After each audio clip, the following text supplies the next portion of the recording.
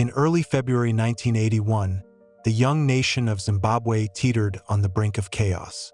Barely 10 months after gaining independence from British colonial rule and the end of a brutal bush war, the streets and suburbs around Bulawayo erupted with gunfire, mortar blasts, and the rumble of armored vehicles.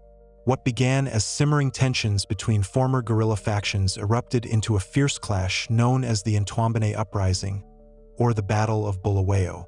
This conflict, spanning from February 8th to 12th, pitted the Zimbabwe People's Revolutionary Army, ZIPRA, loyal to Joshua Nkomo's Zimbabwe African People's Union, ZAPU, against the Zimbabwe African National Liberation Army, ZANLA, aligned with Robert Mugabe's Zimbabwe African National Union, ZANU. Intervening decisively were units of the newly formed Zimbabwe National Army, ZNA, many of whom were holdovers from the Rhodesian security forces. The uprising not only claimed hundreds of lives but also sowed seeds of distrust that would fester into greater tragedies, including the Gukurahundi massacres of the 1980. To understand the bloodshed in Entumbane, one must rewind to the closing chapters of Zimbabwe's liberation struggle. The Rhodesian Bush War, fought from 1964 to 1979, saw black nationalist forces challenge Ian Smith's white minority regime. ZANU, predominantly Shona and backed by China, fielded ZANLA guerrillas who operated from Mozambique. ZAPU, with strong Ndebele support and Soviet aid, deployed ZIPRA from Zambia. These groups, while united against a common enemy, harbored deep ethnic, ideological, and tactical rivalries. The Lancaster House Agreement of December 1979 ended the war, paving the way for elections in February 1980. Mugabe's ZANU won a landslide victory, forming a government with Nkomo as Minister of Home Affairs. However, integration of the warring armies into a unified ZNA proved fraught. Former Rhodesian troops, including the Rhodesian African Rifles, RAR, were incorporated alongside ZANLA and ZIPRA, creating a volatile mix of loyalties. The assembly points, camps where guerrillas awaited demobilization or integration, became flashpoints. Overcrowded and under-resourced, they bred resentment. ZANLA fighters, buoyed by their party's electoral triumph, often provoked ZIPRA comrades, while ZIPRA, feeling marginalized, stockpiled weapons in secret caches.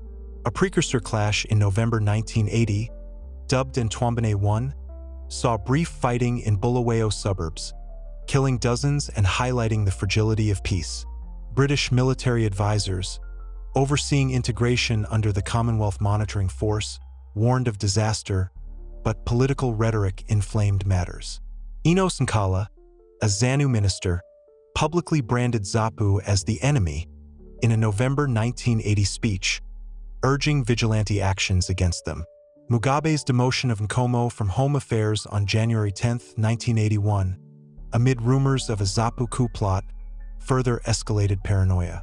Reports of guerrilla desertions and attacks on white farmers added to the tension. Meanwhile, Mugabe secretly negotiated with North Korea for training an elite brigade, perceived by ZIPRA as a partisan force aimed at them. By early February, the powder keg ignited. On February 8th, violence erupted at Connemara barracks in Gweru, about 200 kilometers east of Bulawayo. ZANLA cadres ambushed and killed over 60 ZIPRA fighters in a surprise attack, forcing survivors to flee into the bush. Word spread quickly, and retaliation followed at Glenville Camp near Entumbane. There, ZIPRA forces turned on ZANLA, killing 12 and scattering the rest. Lieutenant Colonel Mick McKenna, commanding the 1st Battalion, Rhodesian African Rifles, dispatched Eland 90 armored cars and D Company to quell the unrest. The Elands, South African-designed vehicles armed with 90mm guns, flattened ZIPRA tents and captured many fighters, including officers. This swift intervention prevented immediate escalation but underscored the ZNA's reliance on former Rhodesian units, many still under white officers. The following day, February 9th, British instructors arrived at Connemara to find the battalion fractured, with ZIPRA prisoners in custody. Tensions simmered, but the real storm brewed in Bulawayo. ZIPRA commanders, sensing an existential threat, had been fortifying positions at Gway River Mine and Essex Vale, now Esigadini, southeast of the city. They amassed Soviet-supplied hardware, T-34 tanks, BTR-152 armored personnel carriers, and anti-aircraft guns. ZANLA, concentrated in Entumbane's eastern camps, responded with their own arms smuggling. By February 11th, the suburb of Entumbane, home to assembly points for both factions, became ground zero.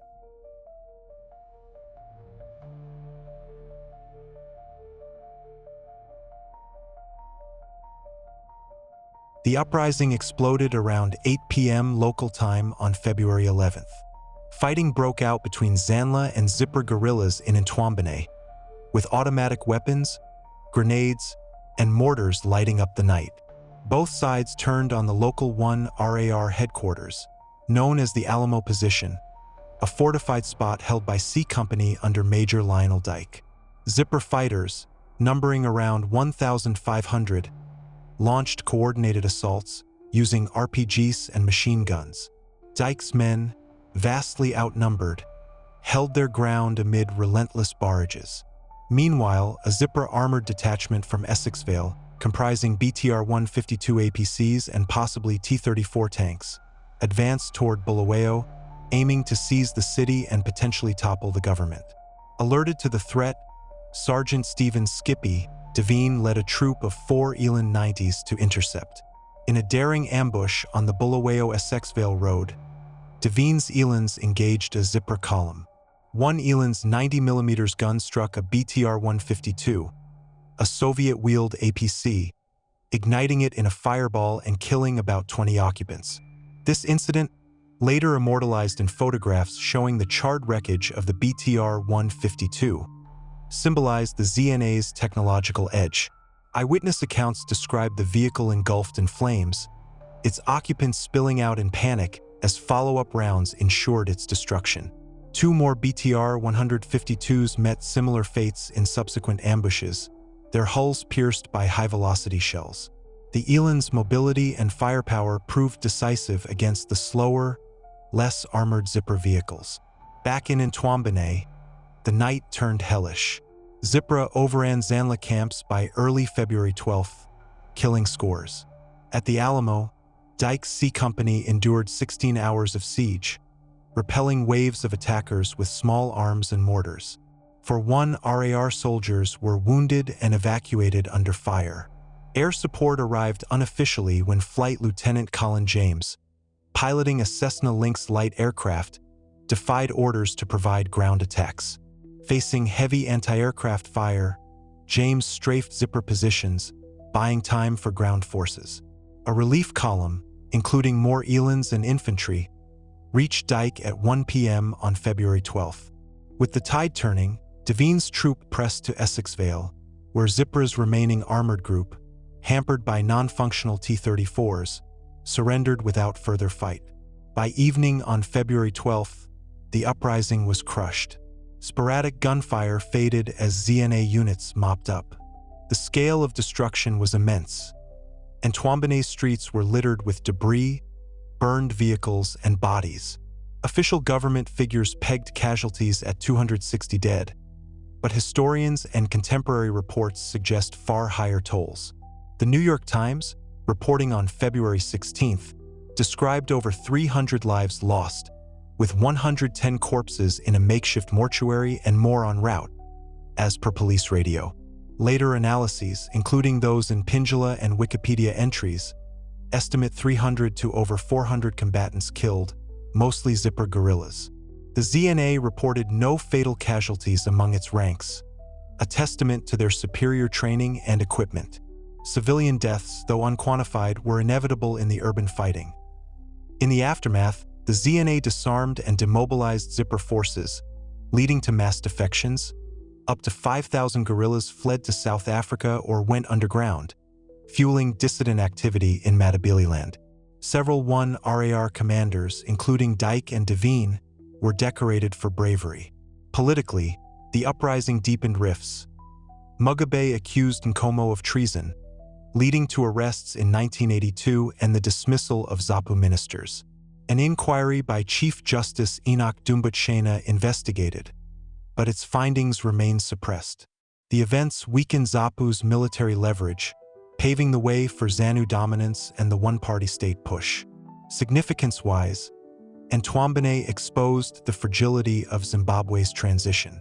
As scholar Norma Krieger notes in Guerrilla Veterans in Post-War Zimbabwe, the government's fear of guerrilla threats manifested in heavy-handed responses, echoing colonial tactics. It fed into the Gukurahundi Campaign, 1983 to 1987, where the North Korean-trained 5th Brigade massacred thousands in Matabeleland, often justified as quelling dissidents linked to Entumbane defectors. Breaking the Silence, a 1997 report by the Catholic Commission for Justice and Peace, links Entumbane directly to this cycle of violence. Accountability remains contentious. Political leaders Mugabe and Nkomo share blame for failing to bridge rivalries and manage integration. ZANU's provocative rhetoric and ZAPU's armament buildup escalated matters. Military commanders on both sides, ZIPRA for mobilizing armor, ZANLA for instigating clashes, bear direct responsibility. Former Rhodesian officers, while not initiators, used overwhelming force, resulting in lopsided casualties. Structurally, the Lancaster House process, rushed by Britain without adequate oversight, created the powder keg. Post-uprising, the government's crackdown without reconciliation hardened divisions. Historians like those in Black soldiers in the Rhodesian army argue ex-Rhodesian loyalty to the new state was pragmatic, yet their role alienated nationalists. In Whoever Saw a Country with Four Armies? By Paul Moorcraft and Peter McLaughlin, the uprising is framed as a near-miss civil war, averted by professional soldiery but at great human cost. Primary sources, such as contemporary newspapers and declassified British cables, reveal international dismay at the violence. Today, Entumbane stands as a cautionary tale of unfinished reconciliation. In a nation still grappling with its past, the uprising reminds us that independence's dawn can cast long shadows. The charred BTR-152 in that iconic photo isn't just wreckage. It's a monument to fragile peace, lost lives, and the high price of unity forged in fire.